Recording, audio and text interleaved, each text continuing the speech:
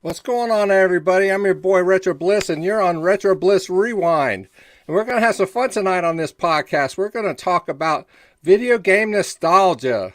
We're gonna talk about our first experiences with video games, and just have some fun with it. So we have some special guests tonight, and I'm going to bring to the stage my very good friend Mike from Mike's Gaming Gala.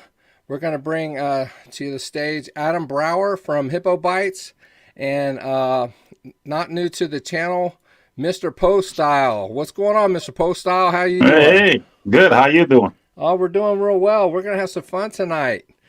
Oh. Yeah. All right. So I want to get things started talking about me. Sounds about right. It's your channel. I want to talk about me. I want to talk number one on my I don't quit my day job, right? Okay. So you're retired. You can quit your day job. I am retired, yeah. So you did actually quit your day job. I did quit my day job. Yes, I did. So I am 58. So I remember when I was a kid. We used to go camping, and we used to. There was a beach house. There was a lake, and there was a beach house, and in the beach house they had a pool table, and they had ping pong, not ping pong, but they had pinball tables. And that was kind of my experience with, I wouldn't say video games, but, it was kind of my experience with something I could put quarters in, And I was just a kid, I was around 10, 11 or so. And then not long after that, we joined a racquetball club. And it was more so, I was a young teen, around 12, 13, something like that. Or actually 12 years old. And it was down the road a bit, and they had a Space Invaders cabinet, and so I would get $5 a week allowance, and so we would go to this racquetball. You got $5 a week allowance in the 70s? Yes, I did. Yes, Did you have rich parents? No. I wouldn't say rich, but trust me, they made me work for it. Okay. Yeah. So. But on Fridays, we would go down there, which is when my dad would get paid. He worked at Millicron. He was a powder maker. And he would give us our allowance. And we would go down there, and they would know to have quarters on hand. And we would get $5 worth of quarters, and we would put $5. We probably spent that $5 on that Friday on the Space Invaders cabinet. But we also did, we mowed lawns and did things like that and whatnot. But we thought that was the coolest thing, But prior to that, in between times, I remember vaguely having a Pong unit. I don't remember what brand it was. I don't know if it was a Telstar or what it was. There were so many of them. Yeah, there were so many of them. But my dad was very picky about letting us use his TV. He just didn't want us doing it, So anyway, the new Atari 2600 was getting ready to come out in 1977, and we knew it was coming out, and I wanted one really bad, and they were heavily advertising this on TV, and I wanted one really bad. And so my brothers and I, we were just begging and pleading, please give us one. And so under the Christmas tree, we saw this box, and it was just the right size for an Atari 2600.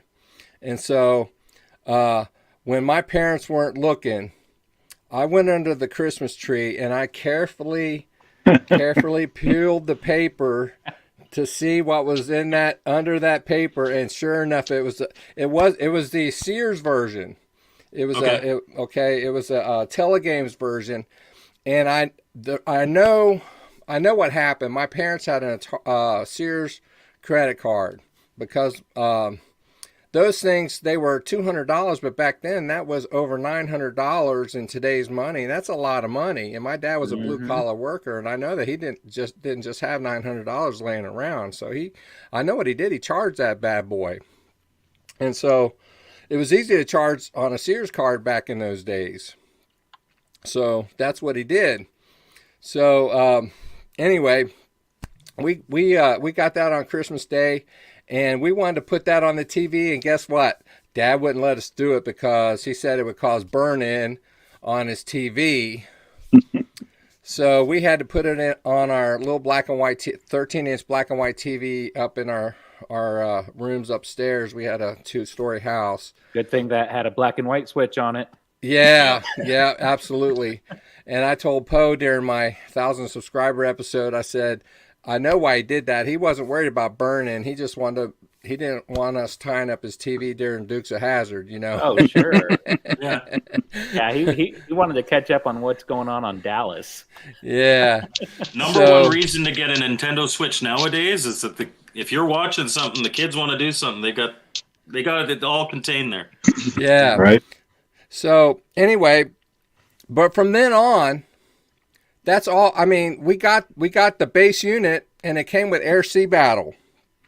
And I remember kind of being bummed out about that because I remember having friends that got it, and they had Combat, and I'm thinking I got gypped because I thought Combat was a better game.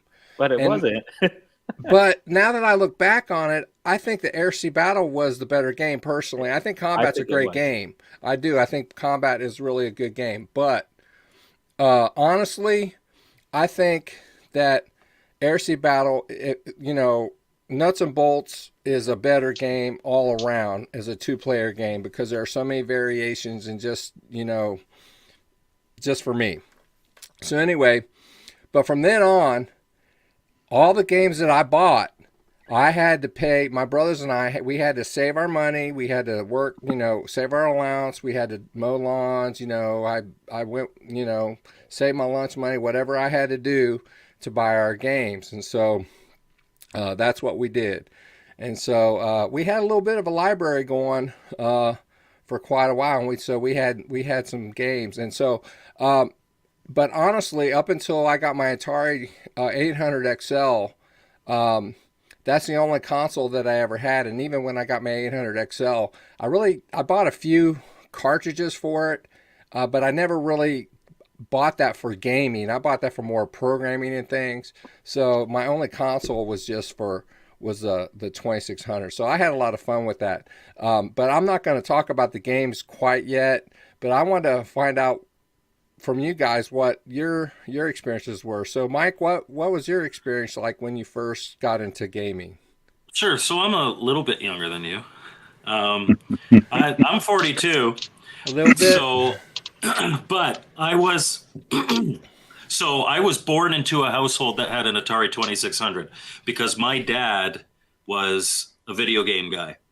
And it was really funny growing up. He had this I won at Space Invaders t-shirt that he won at the CNE, which is local here in Toronto, the Canadian National Exhibition. And he used to always tell me how he won it in this contest. He was the best Space Invaders. And it wasn't until probably about the mid-90s that I finally heard my mom in the other room be like, you beat a bunch of 12-year-olds for that. And he's like, I still won it, goddammit. But so the Atari 2600, yeah, hey, there's 12-year-old kids that mop the floor with me in video games. Absolutely. But so I was born into a house with the 2600, but that also means that the 2600 was my introduction to video games. I did not go to the arcade prior to playing video games. I never played pinball prior to playing video games. This is why I don't hate Pac-Man, is because that was the first Pac-Man I ever played. But I specifically remember playing the Atari ever since I was probably about 2 or 3. And we didn't get an NES until Christmas of '89, so basically 1990. So my first 9 years of video gaming life I was an Atari kid. And I remember my mother telling me that Star Raiders was for Dad only because it was a little too complicated, and he didn't want me gumming up the pad or anything like that. I snuck and played it anyway, obviously not knowing how to play. But I've got one of my most vivid memories of being a kid. It was around Christmas time one year. This was probably 84. And my brother and I were playing Combat. And this obviously, like, my brother's 2 years younger than I am. So we were like 4 and 2 or maybe 5 and 3. So this was clearly my idea. But we wanted to make it realistic, like we were actually in tanks. So we got cardboard boxes. We put our chairs in the cardboard boxes. We got our swim goggles for tank goggles. And then, of course, every tanker has that leather cap, right? So we went to our underwear drawer and we got our underwear, and that was our leather cap. And we were playing as if we were actual tankers playing each other in combat. And that's probably my most embarrassing video gaming story, but that I vividly remember it in that wood-paneled basement in our first house. That's a stark memory in my mind. And then from there went on to NES and SNES, and my cousin had a Genesis. We played that. I never played ColecoVision and Television, Vectrex, any of that back in the day. I didn't have any Atari computers. My parents had a Commodore 64. I played some games on that. Never even knew the 7800 or the 5200 existed until later in life. But then in terms of Atari, I remember seeing the ads for the Atari Jaguar and really wanting one of those back in the day. So. Yeah. So how about you, Poe? Tell us a little bit about your first gaming experiences and how that worked out for you. Well, arcade-wise, we didn't have any arcades close by.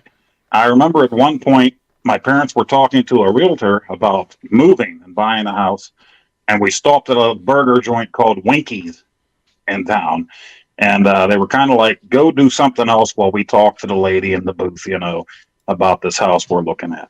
So we wandered off to a little lobby area, and they had Crazy Climber there. So I remember that as being the first cabinet I ever played. And I loved it even though I was terrible at it, but I'm playing Crazy Climber. And I thought that was the most wonderful thing in the world.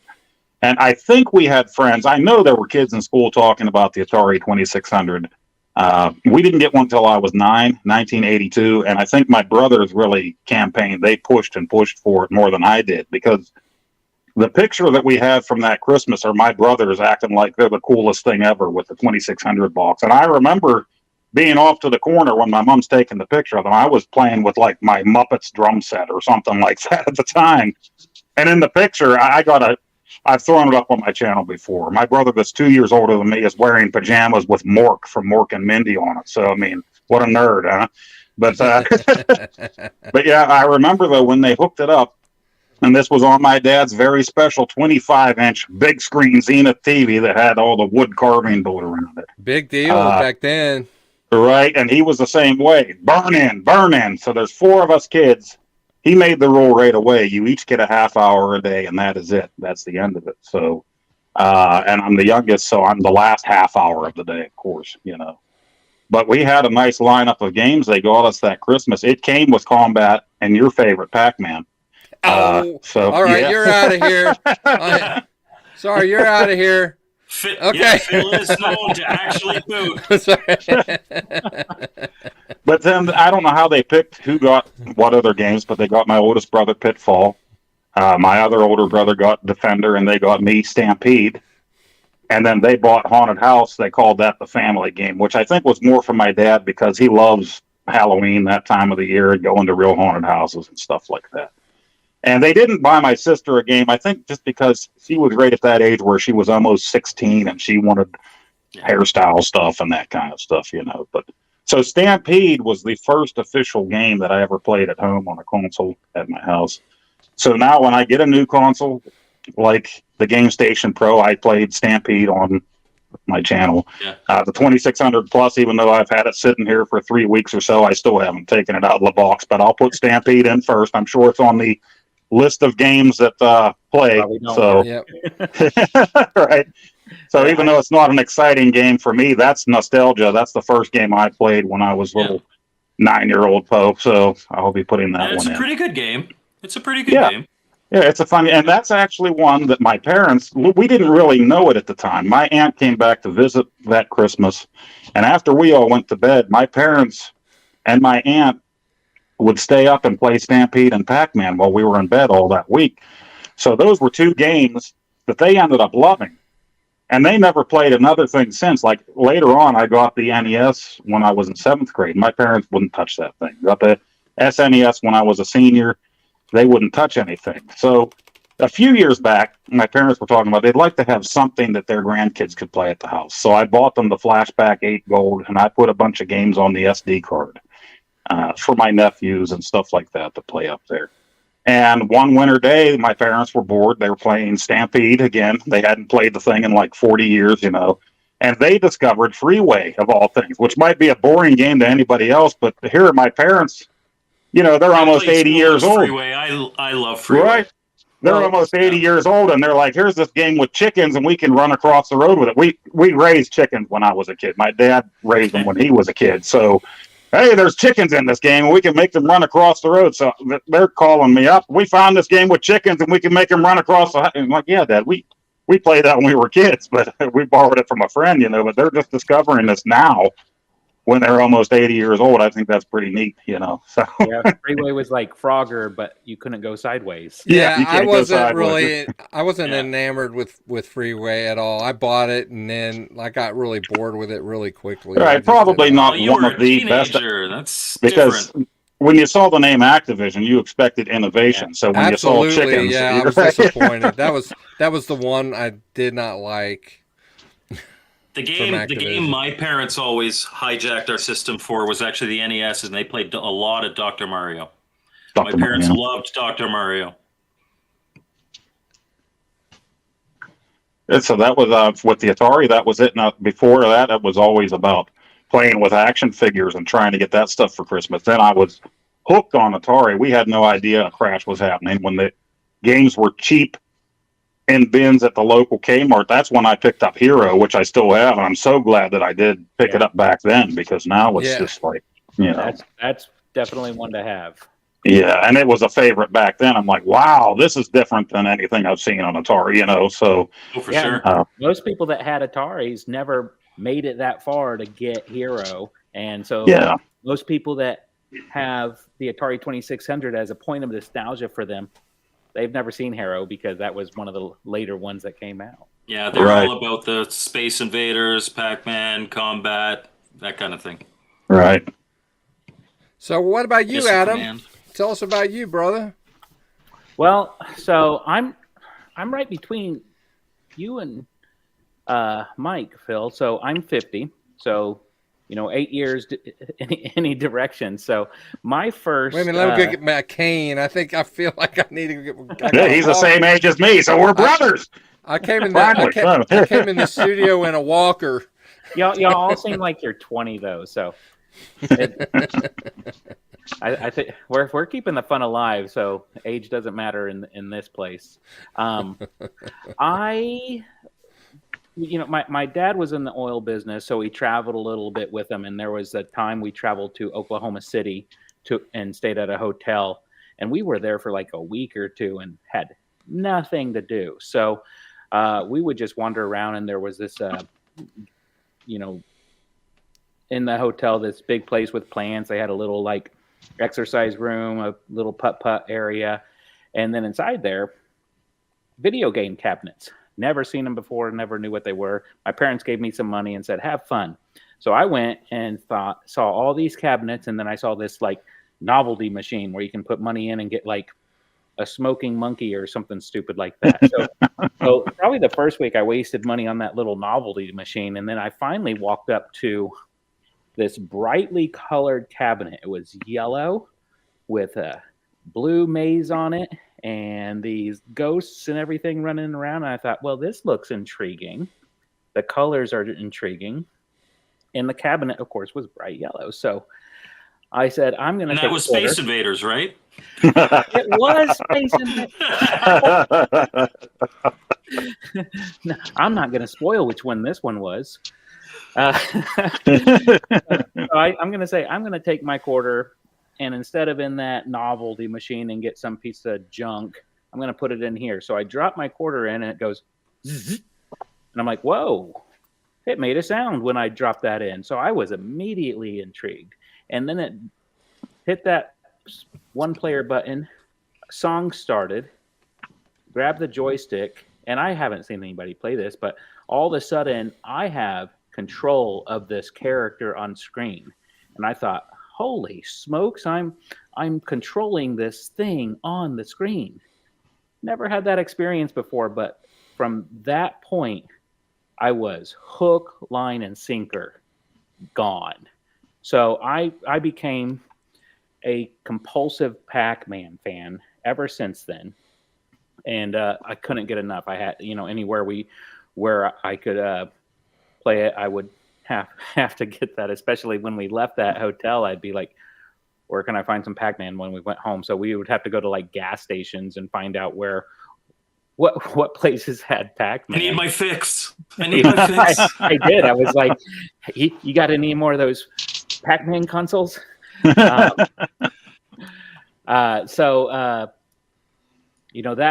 That led to my first, love for video games. And then we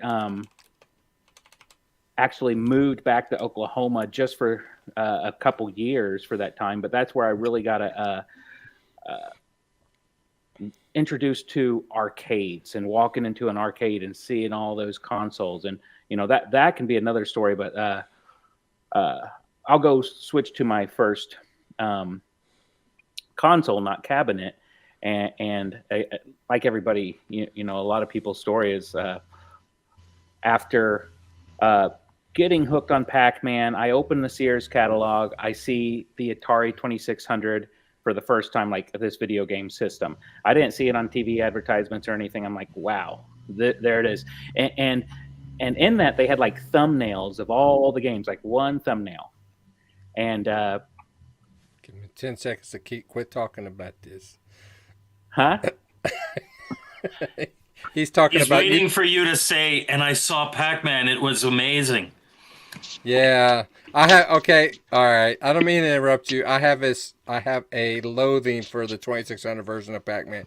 But go ahead with your story. So I'll let you finish. I'm not going to talk about 2600 Pac-Man because first, I thought that was just god awful. That was such a bit. Oh, thank you. Okay, good. I like you a lot. I wanted that Atari 2600 console so bad, and again, we got it for Christmas. I didn't peek. It was a surprise. We opened it up and we're like, yay! And this one came with like combat, and I think it came with asteroids too in this package, but. That was all the beginning of it to me. But then I ultimately ended up games like Adventure and Indiana Jones and those exploration games and those kind of like games that you can explore a little bit really opened my mind to becoming more of a fan of RPGs and stuff. So that's where I that still barely understand 2600 Raiders of the Lost Ark. Oh, because you have to use two controllers. But it's such an obtuse. That was the first inventory management game. Yeah. But anyway, I'll digress from that. But that was my first cabinet, then to the console, and well, things didn't stop there. But I'll let the story switch around a little bit. No, actually, I wanted you to talk about the different games that you have. So, like, I don't actually. I should have tried to make a list of the ones that I remembered having, because I can't remember all the ones that I did have, but I do remember. Like, I remember keeping all the boxes, and I had like this little windowsill that I kept all my boxes, and I kept them all lined up. I was the kind of guy, I tried to keep everything pristine even back then, and but I kept all the cartridges in like a box, okay, because I wanted them at the ready when I wanted to play. And so I think I probably had at least 25, and for me that was a lot. Back then that was a lot to have around 25 games. Yeah. And but what ended up having for me, we had the video game crash. Now that happened in 1983. 1983, I was a senior in high school. Okay. Holy mackerel! Yes. In my day. Yes. When I walked back and forth to school uphill in the snow both ways, So anyway, my brother and I got. I believe you mean through rain, sleet, and snow. Yeah, well, that happened when I got hired in the post office.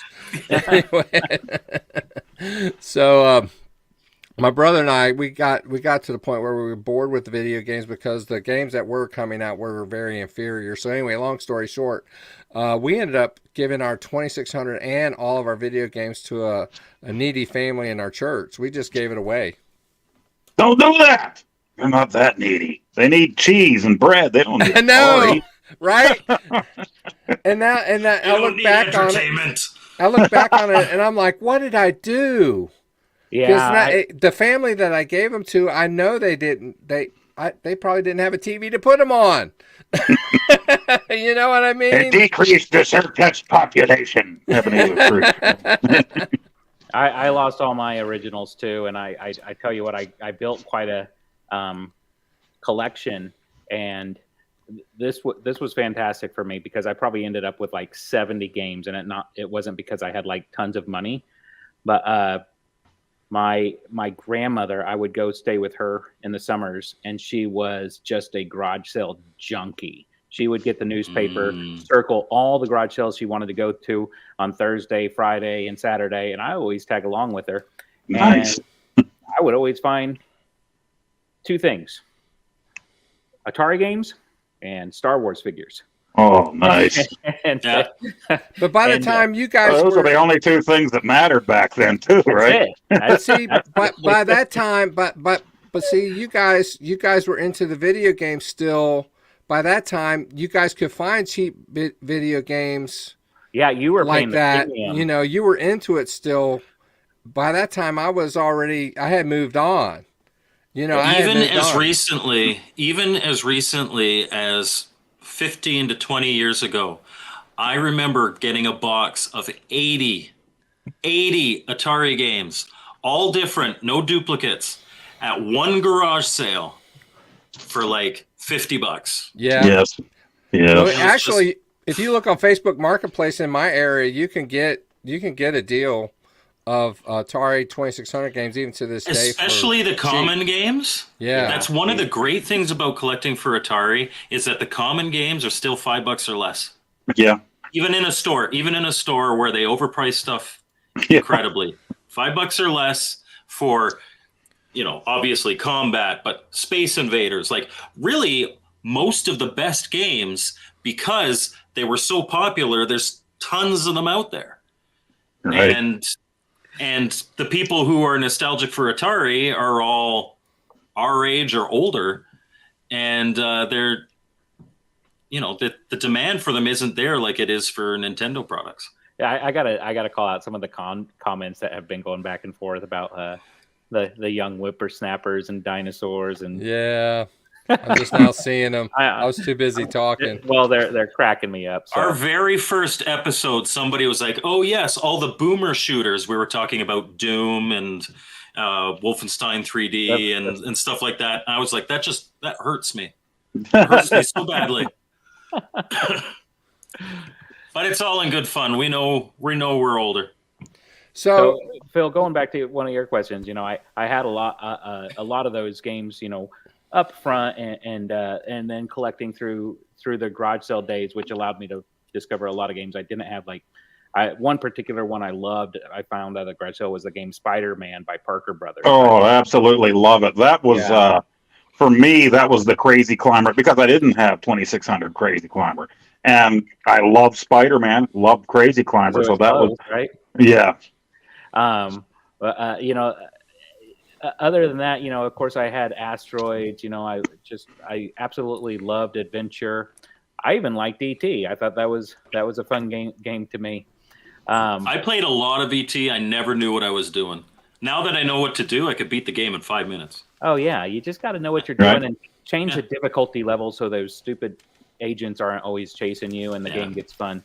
I'd love to have the new one for the Intellivision. I know that's out of nowhere, but I saw they brought that out for the Intellivision. Intellivision Revolution sells it on their website. I don't know if they still have it, but I think he's putting some other stuff in stock, so it might be there. Yeah, and other than that, you know, again, I pretty much all Activision games, you know, except for Freeway. You pretty much knew Activision was going to be gold. Yes. Dragster, all these people say that Dragster's so awesome, and I'm like, why? You know, that was one game I didn't for have. A guy cheating for the top score. I actually had some. I got some entertainment value out of that one, believe it or not. When I was a kid, I put it on. I borrowed it from a friend, put it on, and blew up and blew up and blew up because I didn't know what I was doing, and I was done with it. And here we are, 40 years later. So, Poe, tell us what kind of games you had. Like, when you did get consoles, what did you have? What were your first consoles, and what games did you get? One of the first consoles, 2600 was the very first, like I said. And I would just buy whatever I saw at Kmart, or we had a Fisher's Big Wheel, and if I was allowed to have it. Now, mostly it was like birthday or Christmas. That was it with my family, you know. So you had to choose wisely. But I was also into action figures, so then that kind of took away. One would take away from the other. Oh. So, but I remember getting Adventure, and I liked that game a lot. And then I walked into a store, and again, I didn't have a great knowledge of arcade games. So I walked into the Kmart and I saw Venture. And I'm like, well, I like Adventure, so maybe Venture's good too. So begged for it. Venture. I like Venture more than I like Adventure. Yes. I ended up buying a white cartridge too. Well, that was different for me because Coleco put out the white cartridges for the 2600. Yes. And I got that, so I discovered that and ended up liking that as well. And actually, I just put the arcade version on my iArcade tonight. I'm side-loading games on there as we go. So, I had love-hate with Venture. Super cool game. Loved the idea of your guy shooting arrows, getting treasures. Felt very D&D like. But that cabinet was so tall that I couldn't see. Yeah. I wasn't even short.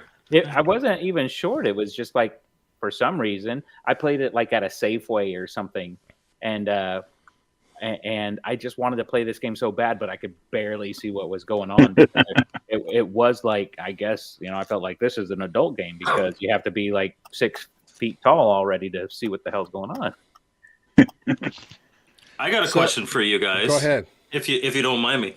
What is the first video game you bought with your own money? Oh, goodness.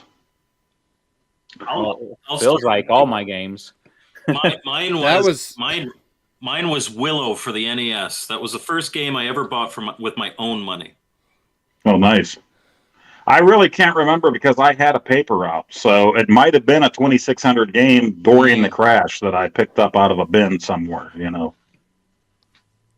I had to buy all of my games, so the only game that I had was Air Sea Battle. But the first game that I really remember buying... Quit laughing. The one you want a refund for? No. Was the one that put Atari on the map. Space was Space Invaders, yes. Yeah. But first killer app.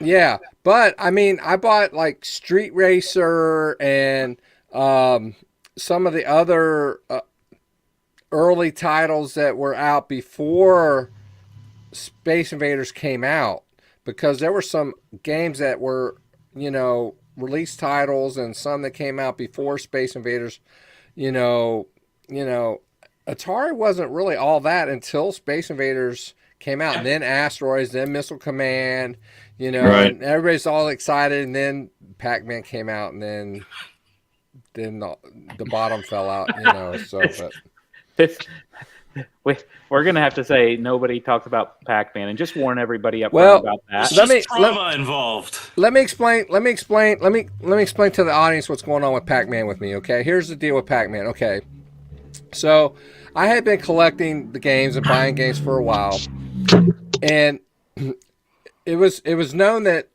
and Atari was advertising Pac-Man's coming out, and so I'm saving up, and they're saying this thing's going to be $40, and you got to understand how much $40 was back in those I remember days. all this with you. Lots of money. It was a lot of money, and I came from my dad was the only one working. That's only 2 months allowance, Bliss. Come on. 2 months. Well, yeah, You I got guess. $5 a week. Yeah, well, yeah, but I had to play. Yeah, I had to play We got Asteroids 25 and Space cents. Invaders too. I was playing Space 25 Invaders. cents, and then my dad cut us off later on. We didn't even get that anymore. Yeah, and we and then- still had to do chores, and we Well, still got the belt. We got the Lottie belt. freaking da. Even if we call the didn't do ambulance. anything wrong. My older brother could have done something wrong. He blamed all three of us when he got it. And we all got the belt. It was like one for all and all for one. The Three Musketeers. Okay, I'm anyway- sorry. Go on. So anyway, I was buying other games, and I was, I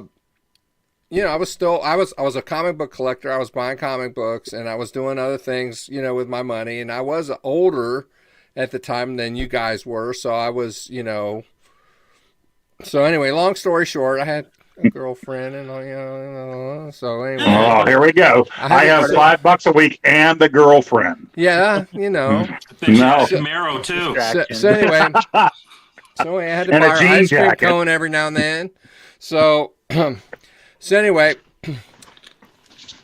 all the hype. It comes out, and I bring it home. I have no idea what I'm getting. It comes out, and I pop it in the cartridge, and I start eating the wafers. It sounds like rubber bands popping. Toink, toink, toink, toink, toink, toink, toink, toink, toink. Bang, bang, bang, bang. Yeah. What is the sound when Pac-Man eats the ghost monsters? What does that sound? My brother came up with it back in the 80s, and we've been saying it I don't ever know. It's since. annoying, but I don't know how to describe it. My brother says buckwheat. Buckwheat. So we've always said buckwheat ever since.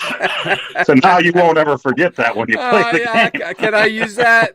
Yeah, Can you I can use use that? Buckwheat. That's So, something I won't be able to unhear for the rest of my life. and I didn't have the wherewithal, gumption, or fortitude to think about taking it back to the store, because a lot of people were doing that. But I didn't know to do that, So I had spent the $40, and I'm like, and I Yours did could have play been it. in the landfill. Yeah, and I did play it, and it does have play value, but for me, It's It a wasn't- decent game. It's a terrible port. right, it's not They called it anything Pac-Man. other than Pac-Man, they would have gotten Right. away with it. Right, So, right. It's let me- not Pac-Man. If they'd have called it Munchie Man or something like to that effect, they'd have got away with it with me and, Casey and charged me Munchkin was maybe better. $15. Oh, But- Casey Munchkin is a great game. That was Yeah, much better. but Even not- better is Casey's Crazy Chase. I love I that. love Casey's. I'm sorry, we're derailing Bliss here. Merry Blissmas. So anyway, that's my thing. That's my thing. So I've always said that Atari and Mr. Fry owes me $40. Actually, when you factor in inflation, owes me about $90. Well, When I get my $90, and I'll get off my soapbox. Well, let me back your story up a little bit, and I'll back up Mike's at the same time, where it wasn't a great port. So we got it. We were so excited about it. Of course, I started out this show talking about my first cabinet experience, Pac-Man. I was hooked. I was super excited. My mom came back from Sears. She was like, "I spent $50 on this game, you idiot." And so I'm like, "I don't care. Give it to me. I'm ready to play some Pac-Man, without having to waste quarters." And I'm like, Why does Pac-Man have an eye? Why are Yeah. the dots dashes? Why is it not a cherry? Why is it called a vitamin? Why is there dots inside the little tunnels on the Yeah. side? You know, I Because Atari, kid, just play it. I just, Well, you know, to give you the mindset of Todd Fry when he made this thing, he was interviewed later, years later, and he said, I don't know what the big deal is, why the tunnels were at the top and bottom and not the sides. Why are people making such a big deal about that? Because it's not a faithful port, you idiot. well, yeah, it's not faithful. Yeah, exactly. You want to play. You want the arcade experience at home, and if you modify it too much, it's not the same. However, Mike, so my mom never played any of this stuff, but one day she decided to start playing Pac-Man on the 2600. Never played any video game before, and you never saw like a lady in her late 30s just get so addicted to anything so bad. She like, I'd go to school, I'd come back, and she'd like write her high scores and post it on the refrigerator. I'm like, damn. Like, if I tried, I probably couldn't beat her, but she got the money's worth just from her. So she loved it. I probably till today I probably have not even spent 30 minutes on that game. Oh, Here's my suggestion. If you want to play 2600 Pac-Man, but you don't want it to be Pac-Man and you want some different twists, Game Select has a game called Pac-Zuma. Yeah. And they've got 3 games on there. So the first one is just Pac-Man, but you're like this little adventure and they're spinning idols or whatever, like you're Indiana Jones. The second one, it's the same kind of deal, but the maze goes dark. Like it's dark unless you get a pellet and then it lights up. And then the third one is actually like reverse. You're the idol trying to escape from adventures and stuff. And then there's like a combat kind of game on it. And But it it's has like variation to it, which makes it fun. Yeah. Yeah, I like it. You know? So you don't have a problem with the game. You have a problem with the name. Yeah. Now, one thing that can be said for Pac-Man 2600, that's the first glitch that my brothers and I ever found, and that was going in and out the doors on the top. If you kept going up and down with the old Atari joystick, you could eventually just slide right down through. Oh, I remember that. I forgot all about that. I never knew about that glitch. Would just go through all the walls. Yeah. Yeah, we just found that totally by accident. So because we were in that thing. Who knew? I'm sure you want to get to some other nostalgia, and so we can still. Yeah, I'd like to get back because you asked about my first experiences, and the NES was another one that when I got that, the first games I got with it were, of course, Super Mario Brothers and Kung Fu, and that's because I didn't even know what an NES was. This was Christmas of '86, in the fall. I was walking through Kmart. My parents forced me. At this point, I'm in middle school, so we're going to Kmart, and you have to go with us. Well, you didn't want to be seen with your parents at that point. You're in middle school now, so it's like you might see somebody, I'm walking through the electronics department, and I saw an NES in the case, and I'm like, what is this? And you could see the black boxes, Kung Fu was there, and it showed the actual graphics on it. And I'm like, wow, this doesn't look like an Atari. By this time, I hadn't played my Atari for a year or so, and I'm like, this doesn't look like Atari graphics. This is something different.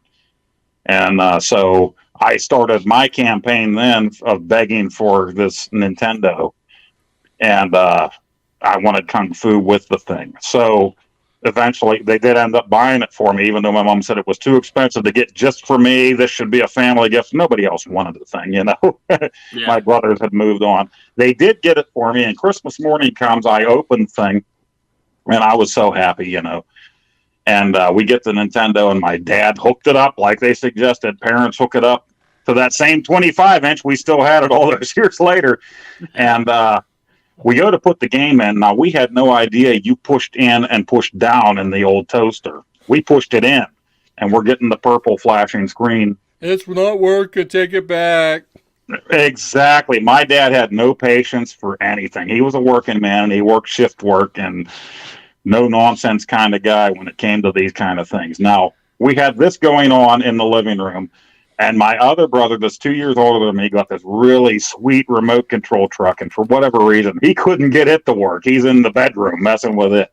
It's not working. I'm whining around. The Nintendo's not working. My dad is like, Oh, no. that's it. Everything's going back. Christmas is over, and tears are streaming. And my mom, and he was serious about it. Tomorrow, when the stores are open, because back then there's nothing open, everything's going back. I don't care. I'm done with Christmas. My mom's the most patient woman. I love my mom so much. She just walks over and she just pushes down the game. And I think the first one I played on my Nintendo was Kung Fu, not even Super Mario Brothers. And she pushed it down, and the game came on. And then we found out my brother, he's not the brightest. I think he just had the double A batteries backwards or something in his truck. So Everything was fine. Everything was fine. he went into the Army. I was Air Force, so I'm a little bit smarter than him. I hope he's not watching this right now.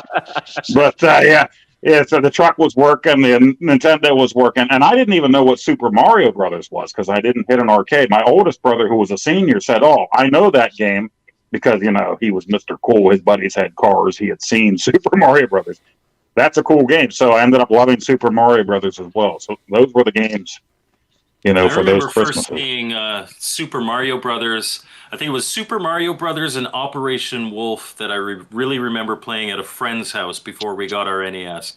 And I remember being the Atari kid, like, how to jump in Atari is you either have a set arc or it just goes straight up and down. And just dying to that Goomba like 5 times before I finally got, you could control your jump. And that's something that my kids just have no comprehension of. That. Right. How could you possibly not know how to jump in a video game? I'm like, you don't understand this thing with just a joystick and a button. You couldn't do that. Right. Everything just went up and down. Yeah. So I was like trying to time it, wait till the Goomba was right there, and then, ended up absolutely loving that. And like I said, it wasn't until Christmas of '89, but when we did get the NES, my grandparents bought it for us. We got the set that had the power pad with World Class Track Meet. Oh yeah, the triple cartridge with Duck Hunt and Mario World Class Track Meet. So played that, and that was the only game we had probably for the first couple months before we finally got some more games. But yeah, I didn't even have the one that came with the Zapper. I bought the Zapper like 2 months later. So this was Christmas '87. I bought, or Christmas '86, and then 2 months later into '87 with paper route money, I bought the Zapper separately and Duck Hunt. So. You know what's funny is I had the 2600, then I got the 5200 for Christmas one time, and there were some good games I really loved on the 5200. As soon as I figured out how to play, Countermeasure was really cool, but Miner 2049er was a great game on the 5200. Oh yeah. But after that, I went computer. I got my first color computer 2 by Tandy, and then upgraded to Commodore, and then eventually I wanted to get back into console because consoles were coming back, and I felt like I kind of lost touch in that, and I was all about it before. So I bought an NES for my friend. He sold it to me for like $70, and it had like Mario and Ninja Gaiden. I played a couple. I just wasn't like, I was like, eh. And at that time, I started working at, I don't know if y'all would remember Software Etc., which was, Babbage's Software Etc., soon became GameStop. So, before GameStop, they were software stores and video game stores. And so that's where I worked. And we had video games. And what was cool is my boss said, well, just take your NES, exchange it for the new Sega Genesis, because I hear this is really cool. So I got the Sega Genesis, and that's when I got back into console games. Yeah. Well, when I was done with the Atari, I got married, left home, actually had my first kid. I was going through a JCPenney outlet store, and I saw this skid in the middle of the floor, and they had all these Sega Master Systems. And they were like $99 or something. I never even heard of them before. And, and their packaging was horrible. They just the plain white boxes and with the grid. Yeah. But it had a light gun, and that intrigued me. And I saw it on the box, and I looked at it, and I saw it had some of the games that were available on this particular packaging. I looked at it. It wasn't in the box, but they were showing what you could buy. I thought, well, that's kind of cool. It's only $99. I'm gonna pick this up. So I picked it up, and then there was a KB Toys up the street. So I go there, and I end up, but before it was said and done, I think I ended up buying like maybe 12 games. I had like Alex Kidd, and I had Shinobi, and I started getting a few things. But then I was like Adam. Eventually, I started working for the post office, and I started working 60 hours a week, so I didn't really have time to play a whole lot of video games. But I ended up going a PC route, and then I started getting to playing like Red Alert and Quake and Unreal Tournament, and I ended up having a network in my family room where I had 3 PCs, and I had the old school network where I had network video cards, and I had them hardwired, and I had to actually manually configure the IP addresses. LAN parties, yeah. Yeah, so you had LAN parties because internet, what was that? The dial-up, all we had was AOL back in those days. You couldn't do anything, online. You had to do it locally back in those days. But anyway, I digress. But that's what I did up until COVID. Was PC gaming, and then that's when I started getting into collecting again. And then here I am, Retro Bliss. Yeah, I kind of did them in tandem. So I come from a family of 8. I've got 5 younger brothers. And so consoles were always part of things because you could sit beside each other and play. And certainly, we weren't wealthy. Like all of us kids didn't have a computer. There was a family computer in a computer room. But absolutely 1000% Command and Conquer, Warcraft 2, played tons of. Duke Nukem 3D, Quake eventually, like just amazing. Classic. Dial up, play against your friends that lived a town over kind of thing. And I hated when I got a phone call. Absolutely incredible. Oh yeah, my parents absolutely hated it because we just took up the phone line the whole day.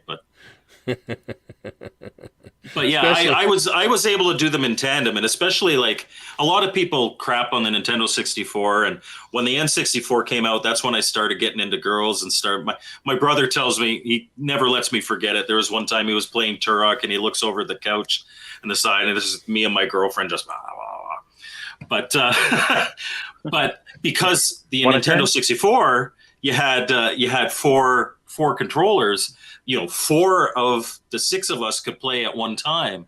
So we were playing GoldenEye, we were playing Star Fox 64, Mario Kart 64, like all these games on the console. But then most of my single player gaming would be on the PC. So did you ever do any PC gaming there, Poe? A little bit. Now, when I was in the Air Force, I finally got a gateway computer, and everybody else around me when I was on base had it. This is the late 90s. So I got one, and I had a sergeant that was really into it. So he came over and helped me set the thing up. And all my buddies on base were playing a game online. And what the heck was the name of the thing? Now I'm going to draw a total blank while we're here live. But they were all playing this game, and Tribes is what Star Siege Tribes was what it was. And so of course everything was dial up, so it was kind of hit or miss whether you could really play well. But they had things like Capture the Flag and stuff on there. And really what it was is I think 1 or 2 guys actually bought the game and then burned it on CD. Oops, we talked about emulation and piracy on your last show. Oopsie, this was the Air Force. None of us had any money. They passed the CDs around to each other, and there was some kind of voice pack on there where you could hit a button on the keyboard to different, choose the drop down, different voices like from The Simpsons and different movies and stuff. But we were doing PC gaming that way, and we were using ICQ. I don't know if you remember that as a messenger type of thing. Yep. That was supposed to be the big one for a while. Can I get my voice on it? Oh. Yeah. Right. And so that's how we would get in touch, and we were going to get on and play, and that was awesome at the time. So everybody, that in my shop in the Air Force, we're playing Star Siege Tribes, and I thought that was so cool. be able to play online like that back in the. But again, it was dial up, so every once in a while your buddy would be right next to you, and then all of a sudden you'd see his character just like freeze and then slowly disappear. I But used to yeah, be so PC bad. was something I didn't really get into a whole lot of PC gaming. I used to be so bad. I had a rolling chair like I got right now,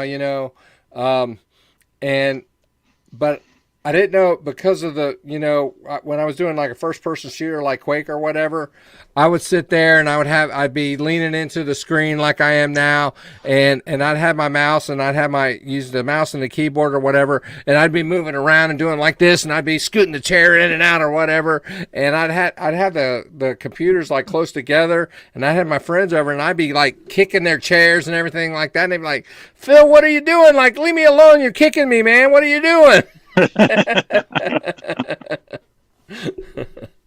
Yeah, I was more, and when I was in the Air Force, was the PlayStation guy, PlayStation 1 back then. And the fun thing with that was my brother back here at home, he was out of the Army, and my best friend, they both had N64. I had the PlayStation. So when I would come home on leave, I would take all 30 days that I had at the same time.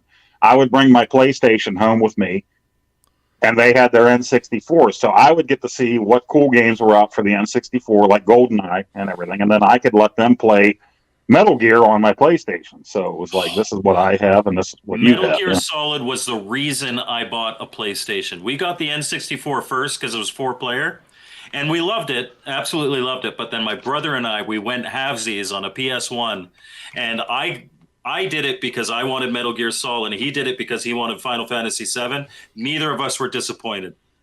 Right. When I first turned on Metal Gear, and I saw that, and they had opening credits like it was a movie, and even though now when you look at it, it's kind of like, okay, it looks kind of funny. Back then, looking at that, I'm like, wow, I'm playing a movie here. I have to send you a note on Facebook. I've got an Intellivision game that is called Infiltrator, and it's Metal Gear.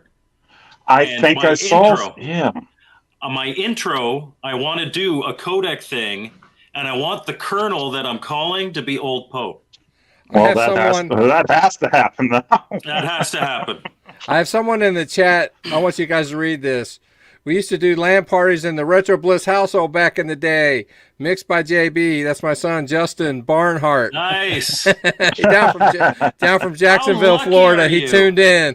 Hey, Justin, nice. what's going on, How man? you to have a dad like Phil that had that set up at home. I had to lug my big PC to my friend's house. Right. But the thing about Justin is he loved to play video games, but he was always the sports guy. He always wanted to play the sports games, and he even to this day, he kills me at them. He kills me at him. I bought an Xbox Series X just to play Madden, and he kicks my butt every time. It all comes around. I taught my kids from a very young age how to play games, and probably with them, it was probably with the Wii. I actually started them with the 2600 and the NES, the old stuff, but then I got them a Wii. And now my daughter's going to be 23 soon, and my boy's going to be 20 soon. I'm playing the new Sonic game with my son and daughter, and I'm playing the new Mario game, and they're just way better than I can't keep up with them. The new Sonic game, I just disappear off the screen, and they keep going without me. So I got to hit the X button to catch up with them, At 6 years old, my oldest son, and ever since, has always mopped the floor with me at ice hockey on the 2600.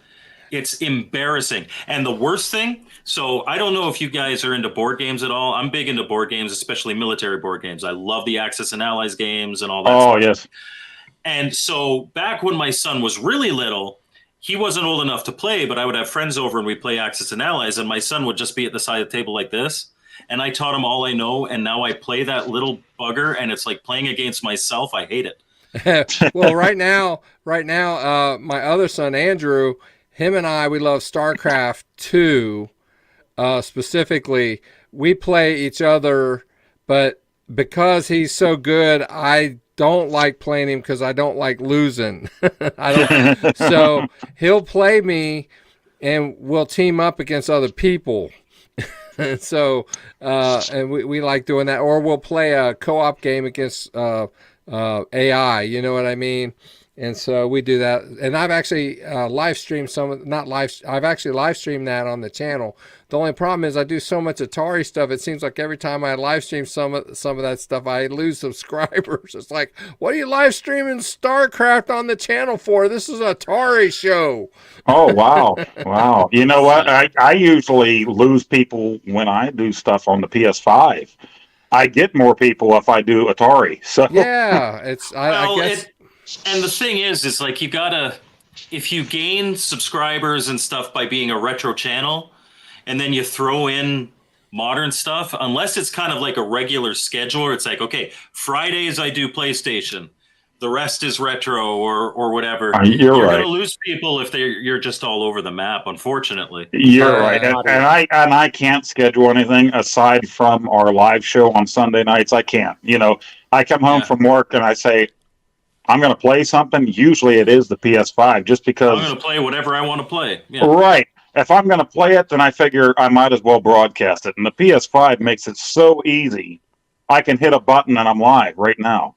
Where everything else is like, I got to set up OBS. Oops, my microphone isn't working. Oops, my camera isn't working. Now I got to set this up. Well, now it's dinner time and bedtime, so I don't have time to do it. Yeah. So there are very few streamers that get away with it, and they get away with it because they're completely personality based. It doesn't matter what they play; people are there for them specifically. Right. Adam hasn't said a word in probably 10 minutes. Oh, I really got a lot of everything's going through my mind when you guys are talking about playing with your sons and stuff and getting mopped up by them. I've come to really love playing Mario games, yes. with the Wii and everything, and I gone through and just pretty much played them all. And my wife, she's a little bit younger than me, so she grew up in the NES era, and now we love to play Mario together, especially how you can play 2-player, or even on the Wii you could play like 4-player all at the same time, the same screen. And I tell you what, she is so much better at the Mario games than I am. She gets so frustrated because she's just plowing through everything, and when you're playing at the same time, I'm always like the one dragging back, making the screen zoom out, or I'm like checking every pipe to go down or trying to look for secrets, and she's like, we gotta go. No, we're not doing this. Well, guys, we have Contra. Sorry, one last thing. It's like playing Contra, the original Contra for the NES, with my son. It's like he always hangs back, which means that your character is right at the edge of the front of the screen. So anything that pops on, you die. It's like, come on, see what's going on. He's smart. Yeah, I used to be able to beat that game without using a single continue. I would play with him. I'd put in the Konami code, and he would use all of his lives and all of my lives, right? Just so we. That's could for another show, because Contra was a love of me and my older brother. Anything we could play together, and there was one whole summer where we set up a badminton set. It was a dry summer in Pennsylvania. We didn't have rain forever. We set this up in the backyard. When we weren't playing badminton against our friends, we were playing Contra inside. So it was like outside, play, beat their butts, go back inside, play some Contra, and rehydrate, and go back outside. And it was a dust bowl. We wore out the lawn in the backyard because there was no rain. We're back inside playing Contra again. Yes, great memories, nostalgia. And to wrap this up for me, I'm not into buying toys anymore. I lost my toys in a move. I've said that on my channel before. But because of nostalgia, this past summer, I bought this thing. And I don't know if you can see it here. Hulk Hogan and Andre the Giant. Oh, that's awesome. I don't buy Funko Pops except for my kids when they wanted them. But Funko is all about nostalgia. They'll play on you. When I saw this came up on Facebook. I love Andre the Giant. Everybody loved Hogan back in the day. And whenever these two, when they set up the story where they fought each other, I was one of the kids where my jaw hit the ground. Why would these two fight? I fell for it too. And Piper all of a sudden became friendly to Hogan, which, again, that blew us all away. Piper and Hogan are being friendly to each other. I saw this come up on my Facebook thing from WWE, which everybody knows it's WWF, but whatever. I had to buy the thing because it's Andre versus Hogan, WrestleMania. Was it WrestleMania 3? And so I fell for it too. Nostalgia got the better of me, and I had to buy it. So much to my Happens wife's to the best chagrin. of us. You know, all of us here on the channel are content creators, and I think that's why I think we have success on our channels is because of nostalgia, and so that's one thing I like about my channel, and I think you guys can relate is the fact that when I do my reviews, when I do my live streams, is that it brings joy to me to play these older games and to share this with my audience and to make friends and share these experiences not with those people. So I appreciate you guys being on here tonight. It's been a whole bunch of fun. We could probably keep talking about this, but we've been on here for a little over an hour, and I think that's about what we do on the Maybe podcast. this one gets a sequel. Yeah, I think we could do that. Yeah, We could I could do that. definitely go on. That's for sure. There was things I kept wanting to bring up, but I didn't want to interrupt anybody, and then it can go off on a whole nother tangent. But when y'all were talking about like playing 2-player games with certain people, you know, just one of the best 2-player games on the 2600, I think, was Warlords. When you got 4 people playing that at the same time. 4-player Oh. Warlords was the absolute best. Yeah, Yes. you could not My beat favorite that. battle game. So I never had 4 people to play with, so And if you saw Gen X Grown Ups video about the Game Station Pro, if you make a subfolder for 2600 paddles, which I didn't do, but I'm going to now, you can play your games that are in that folder. yeah, You know, anything, any ROMs that you I add. saw that. It's a done deal now. You can fix it and put all your paddle games and play them on your Game Station Pro now. So it's a good deal. So anyway, all right, guys, appreciate it. You guys, thanks everybody for tuning in. We're gonna have a podcast hopefully on Tuesday. Not sure what the topic is yet. I haven't thought that far ahead. Stretch Armstrong. Check it out, mini Stretch Armstrong. Don't stretch too far. I don't want to know what's inside. I still don't know what's inside. Syrup, maple syrup from Maple- Canada. Oh! Oh, man. All right, guys. Thanks a bunch. You guys, thanks for watching. Be sure to subscribe to Mike's Gaming Gala, to Hippo Bites, and last but not least, Mr. Poe Style. You don't want to miss Old Poe. Old Poe. You got to check out Old Poe on Mr. Poe Style's channel. So with that, you guys have an awesome day. We'll see you next time on Retro Gaming Rewind. Take care. Bye. all right.